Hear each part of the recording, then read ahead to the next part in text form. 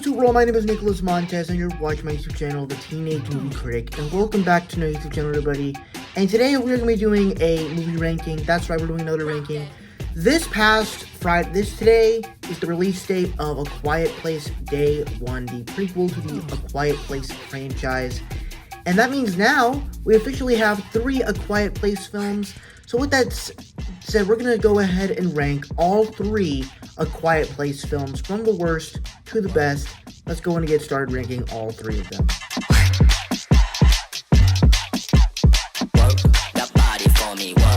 So while this film is in last place, I would still say it is a great sequel.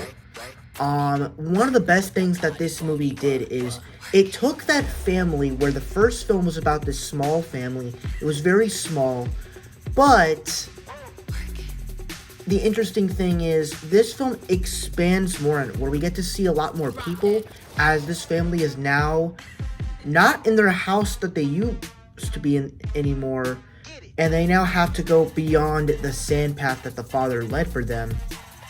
And it intrigues with great thrills, great painful moments from great actors with Emily Blunt. The thrills are at its peak. And even with like certain little characters like Juju Houston, the guy that played Korath from Guardians of the Galaxy, he's a good character in here. Even Cillian Murphy's character, he's pretty cool in here, as we get him in the prologue in the beginning of the movie.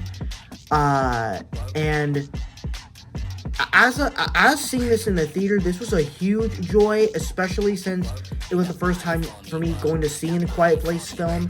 I absolutely love the experience going to see this in a theater.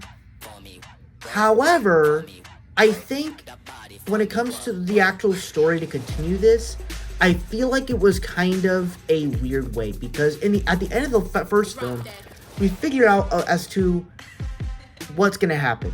We figure out that this monster has been chasing them. We finally figure out how to defeat it. We use sound, and then we shoot them with a gun. It's dead. They're free. But then realize this sound only awakened the rest of the other monsters that are out there. So, meaning we have a whole army of these things. So, we need a whole bunch of sound and a gun to kill all of these. And that sets up for the sequel. But you are using the stuff that you set up for at the end of the film, but you're not really resulting because one of the kids get hurt, and you're kind of going to different places, exploring things, but you don't really have a resolution as to what the main conflict of this movie is. It's just expanding more. I don't feel like it has like a simple conflict that we're completing, you know? Where the first film actually did that, and then that sets up for the next sequel. Because, like, I'm at the end of the film, and I'm like, so are the kids the key to defeating these guys? Like, are they the next step for the future of mankind to save all of us? Like, is that what this is? And all the kids, the next generation of kids are gonna save us? Like, is that what it is? Like, it was so unclear. So, that's kind of what's holding it back. Plus, these weird people kind of attacking Cillian Murphy for no reason was kind of weird. Other than that, I thought it was a great sequel, great movie theater experience, but it was just kind of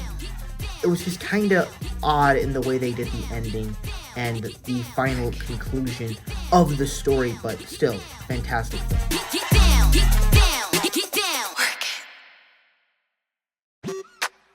Now, if you guys don't know, this was actually one of my most anticipated films of the year. This was my second most anticipated film.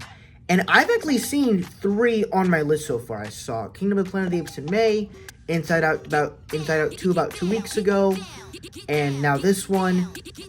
Of all the ones that I've seen so far, Inside Out 2 is the best, A Quiet Place is number 2, and Kingdom of the Planet of the Apes is unfortunately in last place, but they're all great movies, and so they're pretty much all living up to my expectations. With A Quiet Place Day 1, part of the reason why I was excited for it is because I just love the first 2 A Quiet Place films, and so as the first film was about this small family and everything was so small scale, the second movie kind of expanded things a little bit, but this film, it's not a third movie, but it is a prequel, and we're in a larger place, we're in larger cities, in a larger scale, and but at the same time having those personal emotions from great actors that we know. And I thought it delivered a great experience. Just on the New York side of things, and the aliens, racing up across the buildings, and you're like hearing, them running kind of like a stampede. It was kind of frightening in some ways. Like, I was in the theater, and even as I was looking at Lupita Nyong'o's face, I'm like, I feel terrified for her, but I'm also terrified as well. Like, this is insane and wild that I'm feeling that. And I don't know, it's like the theater did such a good job of making the theater loud enough for me to feel scared. So I thought that was a nice job. But even just to that, all the big scale stuff I thought was really good. I kind of, some positive things that I was not expecting from this movie. Every single image of New York City just felt like complete art. When you just see like the image of the Brooklyn Bridge or whatever, basically collapsing and basically being destroyed and not there anymore, that's like one of the best shots in cinema. Or even just all the shots of the city destroyed in midday sunlight. It's just gorgeous, but it's so like captivating. Even the relationship that we got developed with Lupita Nyong'o's character and Joseph Quinn's character, I thought was actually really good. As you have Lupita Nyong'o, who is, spoiler alert for the movie if you haven't seen it, she has cancer and she's basically on her last couple days. And with this first day of her life, of this invasion, because she's on her last few days, this one kind of opened her up to life a little bit more, to where she kind of got to see the city in a different light. And that was actually really interesting and really entertaining. And even the little stuff that, like, the relationship that was developed with these two characters, especially that scene in the band area where they were like doing the card trick, and then he finally got her pizza. I'm like, that was just something, like, I was able to be scared at this one, but also be smiling and kind of laughing at it too. Like, that is, and I think that's the reason why I liked this movie better than A Quiet Place 2, because it feels like what a film is supposed to do. Of this franchise as a horror film, of what these films should have to be like. Yeah, they're horror films, but they're also emotional films, character-wise. The cat in here, easily the MVP of the movie. We voted him not to get killed.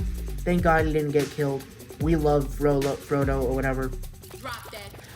I guess it's not number one, mainly because number one, they don't, as a prequel, we still don't know anything about the aliens. I watched the review and I'm like, oh yeah, we really don't know a lot about the aliens in this film.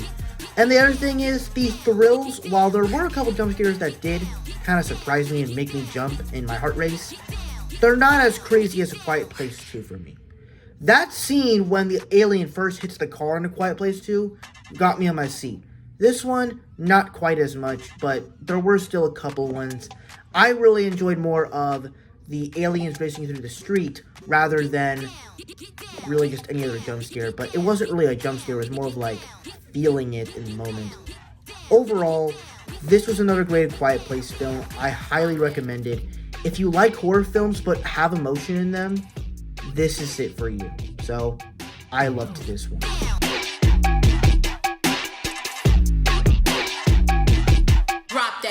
And yeah, the original A Quiet Place is still the best A Quiet Place film after 6 years.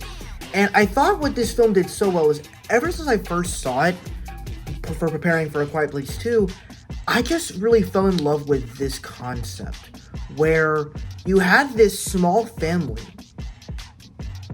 and you were able to care about them enough to where the beginning of the movie begins where one of the kids gives a kid batteries and turns on the toy, and that innocent little child gets killed. because of sound. Just any sort of loud noise will kill you. Will get you killed. And that sets up like the character arcs for the rest of the movie. From that, how the dad will feel about what are her feelings to the daughter. But then at the same time, in the way all the characters are used with the son and the father as he's trying to be a good dad, and the daughter who's trying to be better. But then you also have Emily, the mother, who is about to have a baby. And there's this epic scene where we have to launch fireworks to this guy so that way she can, there could be something loud enough so that way she can scream to get this baby out of her. And it's just built with the greatness of John Krasinski's directing, that it's crazy that he was able to direct such a great film as he was just this funny actor on The Office, and then ends up acting the crap out of this movie, but also directing the hell out of this movie, in leaving us little clues like the nail on the stairs, all these little things, and even just the performances of Emily Blunt and John Krasinski I thought were fantastic. And so the fact that a horror movie was able to make me feel so emotional, yet so scared of at the same time, I thought this was an incredible piece of work. I absolutely loved every second of it, and that's why it's my favorite Quiet Place film. Sorry, I tweaked out for a minute. Thank you guys so much for watching. I really hope you enjoyed. Don't forget to like, comment, and subscribe. And I will see you guys in the next video. Bye-bye.